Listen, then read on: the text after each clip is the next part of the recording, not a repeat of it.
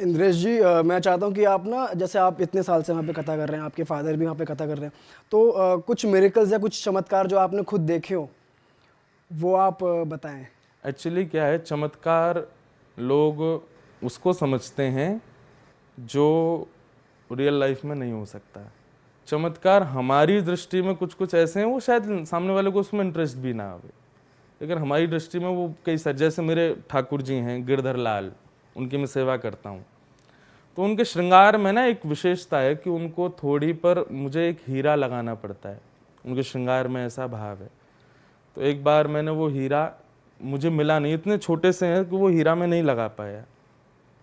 मैंने कहा पता नहीं कहाँ चला गया, अब आज ठाकुर जी ऐसे ही रहो बिना हीरे के। लेकिन रात्रि में शयन मैं नहीं कराता ठाकुर जी को, सुलाता मैं नहीं हूँ, एक और पंडित जी, क्योंकि दिन भर कभी वॉशरूम जाना, कभी बाहर जा रहे हैं, तो इतने पवित्रता नहीं होती, तो कई बार मैं नहीं कराता शयन, पंडित जी कराते हैं। उनका नियम है कि वो सारा श्रृंगार निकाल के एक तरफ रखते हैं ताकि मैं सुबह आऊँ तो मुझे दिक्कत ना हो। तो रात में जब उन्होंने सारा श्रृंगार उतार दिया, दूसरे दिन जब मैं सुबह सुबह दोबारा गया तो वहाँ वो हीरा रखा था निकले हुए श्रृंगारों में। मैंने उनको बुलाया, मैंने कि भाई कल तो मैंने हीरा धराया ही नहीं ठाकुर जी को, ये कहाँ से आया? बोले नहीं, रात में जब मैं शयन कराया तो था ये। मैंने कहा ये देख सुबह की फोटो, मैंने श्रृंगार करके फोटो खींचा तो उसमें हीरा है ही नहीं। उसने कहा हमारे जी ये लो रात की फोटो, रात में वो हीरा था। और मैं कहूँ अरे वाह, मतलब हमसे कोई त्रुटि अगर हो जाती है ठाकुर जी अपने आप पूरी कर लेते, और ठाकुर जी नहीं करते होंगे ना, तो मुझे ऐसा लगता है सेवा एक अलग दृष्टिकोण हो जाता है। हमने कमरे में मंदिर में भगवान की सेवा की, उसके बाद हमसे कोई चूक हो गई ना, तो ठाकुर जी के कुछ अप्रकट भक्त हैं, वो वहां आकर के उस सेवा की पूर्ति कर देते हैं। ये लेकिन होता उनके साथ ही जो बहुत भाव से सेवा करते हैं, ऐसा नहीं किसी के संग भी हो जाता होगा। तो ऐसे कई सारे मिरेकल्स मैंने लाइफ में देखे हैं। कथाओं में, कथा सुनने के बाद में लोगों को बदलाव, इससे बड़ा मिरेकल और क्या होगा।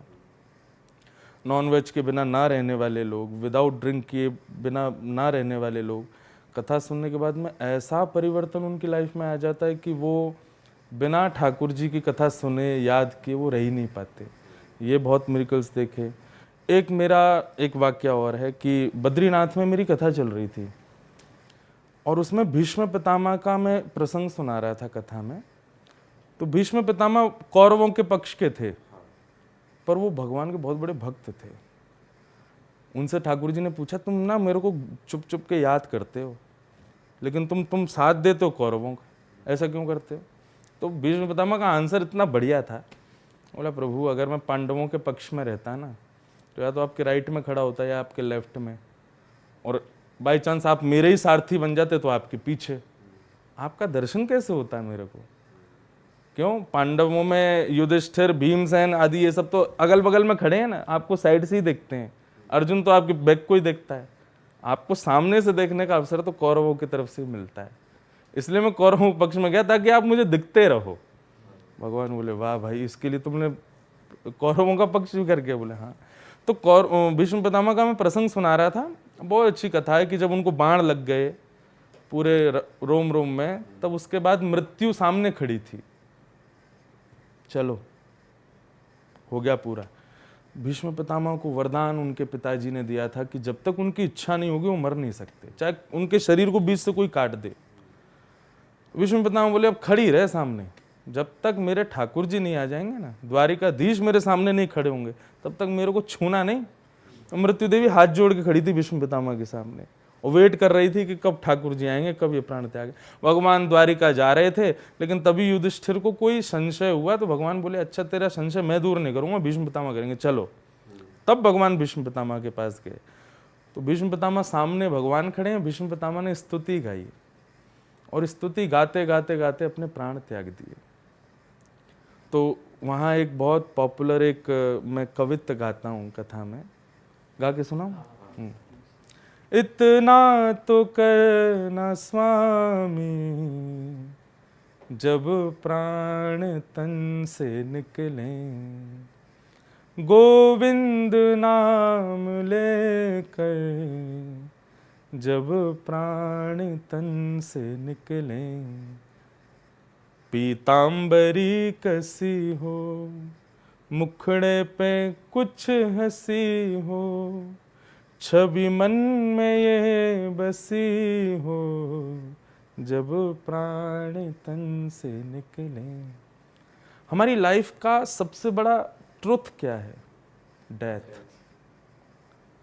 हम लाइफ में कुछ अचीवमेंट कर पाएंगे, कितना पैसा कमा पाएंगे, क्या पाएंगे, ये कुछ भी ट्रुथ नहीं है।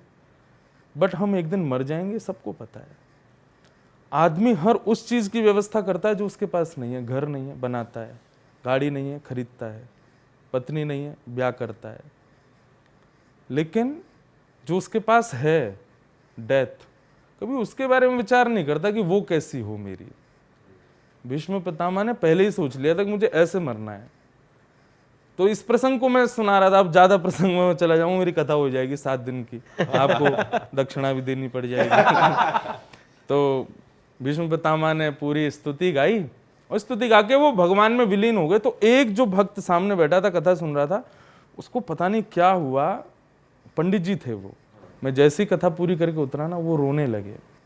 बोले महाराज जी अब मुझे नहीं रहना, मुझे भी ऐसे ही प्राण त्यागने जैसे भीष्म पितामह ने किए। मैंने कहा भाई ऐसा क्यों बोलो? मैंने सब कथा सुनो, अभी तीसरा दिन है कथा का। नहीं नहीं नहीं, बद्रीनाथ धाम है, साक्षात नारायण भगवान सामने बैठे हैं, इनको मैं देख रहा हूँ, अब मुझे कुछ नहीं चाहिए। अच्छा, कथा में ऐसे बोलने वाले लोग मिल जाते हैं। तो मैं ऐसे, मैंने अरे ठीक है, मैं निकल गया। एंड यू वॉन्ट बिलीव कि रात में मैं सोया, सुबह 4 बजे जो कथा के ऑर्गेनाइजर थे वो मेरे गेट को खटखटाते हैं। मैंने कहा क्या हो गया? बोले महाराज जी हमारे साथ एक पंडित जी आए थे एंड कल कथा के बाद से उन्होंने ना कुछ खाया ना कुछ पिया, गंगा के किनारे बैठे रहे, रोते रहे, ठाकुर जी का दर्शन किया। रात में आए, मैंने तब भी कहा कुछ खा लो, बोले कुछ खाया नहीं, और बस बोले बेड पे भी लेटे नहीं, बैठ गए और नारायण नारायण नारायण नारायण पूरी रात बस जपते रहे। सुबह 4 बजे ब्रह्म मुहूर्त में, ठीक जैसे ही बद्रीनाथ के कपाट खुलते हैं मंदिर के, उन्होंने अपने कक्ष में प्राण त्याग दिए। और आई वॉज लाइक कि वो तो कल मेरे से बोल रहे थे इस बात को, और मैं जो कथा में इतने ब्रीफली ये सब चीज़ सुनाता हूँ कि भक्त ऐसे प्राण त्याग देते हैं, ठाकुर जी में विलीन हो जाते हैं, वो मैंने होते हुए अपनी आंखों के आगे देखा कि उस व्यक्ति ने बद्रीनाथ धाम में कथा सुनते हुए, और जो उसका मन था कि मुझे ऐसे प्राण त्यागने भीष्म पितामह की तरह, उसने किया। इस तरीके के चमत्कार बहुत हुए।